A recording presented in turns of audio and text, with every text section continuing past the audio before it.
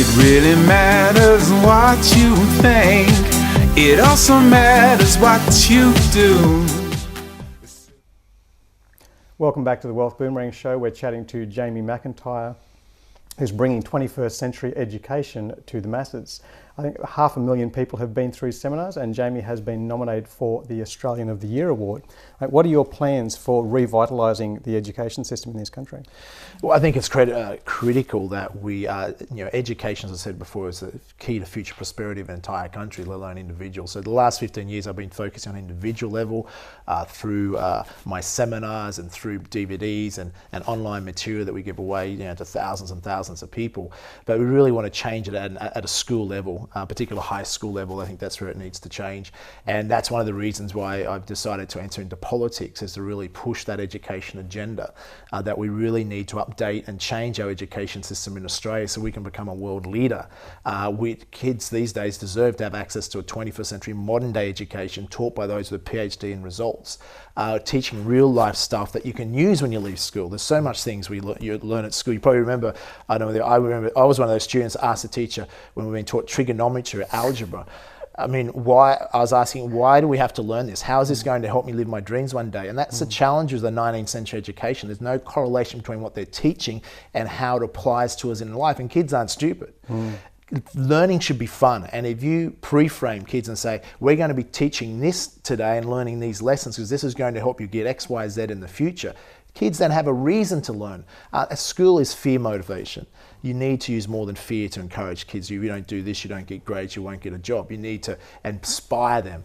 And that's where you need a complete revolution in the education system. We don't need more money to do that. We just need to ask this very simple question.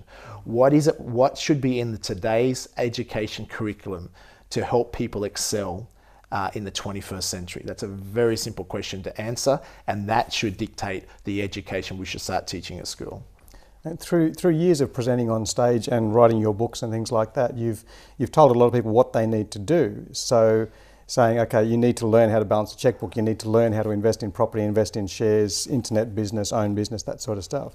Now you want to actually control the political education system and say, okay, let's take out the algebra. Is that your plan for Australia?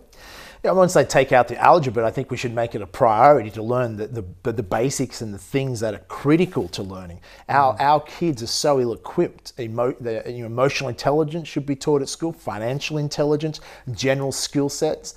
I'll give you an example. If you learn just a specialized knowledge, what if you were in the vinyl record industry and that's all your knowledge you learnt was about how to work in that industry, and all of a sudden overnight CDs come out and that industry is wiped out. Now CDs are even wiped out. The point is, if you had generalized knowledge, it doesn't matter what industry you go into, what career, like if you know how to articulate an idea, if you know how to negotiate, if you know how to market yourself, if you know how to be creative and solve problems, is there a career that you can't use those skill sets? These are generalized knowledge principles that we need to have.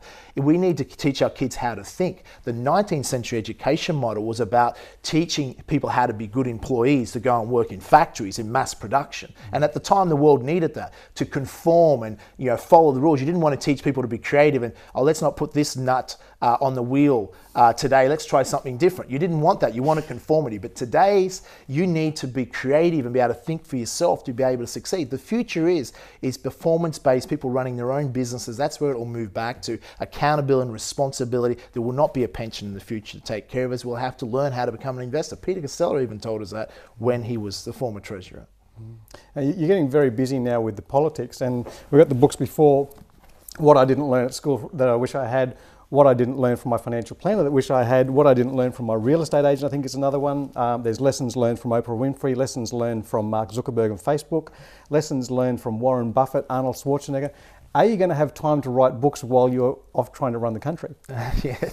Well, now I focus on a lot of books. My latest book was 101 Ways to Improve Australia, and I've created a lot of policy ideas, and it's good to see that some of the major parties are already stealing our policy ideas, but I'm happy for that to happen. I mean, this country needs common sense thinking, it needs intelligent, strategic thinking, it needs people that have produced a result. The challenge in our political system is only 16% or 33 of our 222 MPs, 126 MPs in this country have any entrepreneurial or executive board level manager experience. Most of them are career politicians. John Howard, our former Prime Minister, come out and said, I'm concerned for Australia's future. They're full of career politicians, never worked a day in their life in a real job, never started a business. They have no idea. I mean, these people run a country, a $1.4 trillion economy. Of course they're going to run up debt. Of course they're going to run it into the ground because they simply don't have the skill set. So we need to change our political systems and our education systems, and that's what I'm about. And that comes from an education viewpoint. You really need to educate people on what it's necessary to achieve success in their own life. And I'm all about accountability and responsibility. I'm not about government expanding and controlling people's lives. Government should stay out of people's lives. It should be efficient, productive government and let people get on with living the lives that they want to live. I mean, there's obviously, when you're running your businesses, you model your behaviour off other people. When you're modelling your political career, how do you follow? If there's only 16% of people who actually run a business, like who do you copy to say, I'm going to run the country and I'm going to run it much more effectively than anybody's ever run it before? Well, you certainly wouldn't copy most of the politicians because most of them can't manage their own tuck shop money, let alone manage a $1.4 trillion economy. So that's the reality, and that's probably why I've had to go and seek political mentors such as Arnold Schwarzenegger in America, and I always admired Bill Clinton. Malcolm Turnbull, I think, is one of the better politicians in this country. He also has a business background as well. Outside of that, there's very few politicians in Australia that I could say I look up to or would certainly seek advice from because they simply don't have the real life skills that this country wants and this country needs and this country deserves to have in Canberra. You've made your success by matching and mirroring a lot of people. Now you're going into uncharted territory by not having people to follow when you go into politics. Yeah, well, I have a capacity to deal with uncertainty. My friends say, are you crazy to go into politics? Why would you do it? Most entrepreneurs that have had success won't because it can be difficult. But I have a 10, 20, 30-year vision for this country, and I want to see Australia achieve its full potential. And I only wish our current politicians had a vision for this country that extended more than to the next election. Fantastic. Most politicians only think a couple of years ahead. Jamie's thinking 30 years ahead for this country. Jamie, thank you so much for being on the show. We're almost out of time. You're welcome. You've given so much. Millions of people in Australia have benefited from free copies of your books. They've gone to your seminars and things like that, and you really are about the contribution. So I want to honour that, and I want to honour you. Thank you for watching the Wealth Boomerang Show. We're going to speak to wonderful people next week who have boomeranged back and created wealth in their own way. So make sure you connect with us on the Facebook page, join the discussion, ask questions of the guests, suggest topics that you'd like to cover. Next week, we'll present Dr. Dane here, formerly suicidal chiropractor who's now an expert on happiness. We'll also have Todd Polke, a personal trainer who went from small business to big success. And for the ladies, both men are inspiring, amazing, and if you're that way inclined, very good looking. Make sure you book yourself in to watch that show, particularly if you're into good looking blokes. And remember, whatever you send out comes back to you. Jamie said it's all about contribution. Your wealth is whatever you value, and your wealth is whatever you say that it is. Good night, Brisbane. Good night, Asher, my rose. Daddy loves you. See you next week for another Wealth Boomerang Show.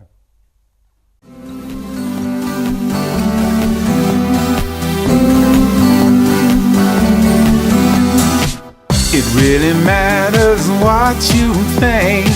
It also matters what you do. So if your brain waves don't just sink, what you send out comes back to you.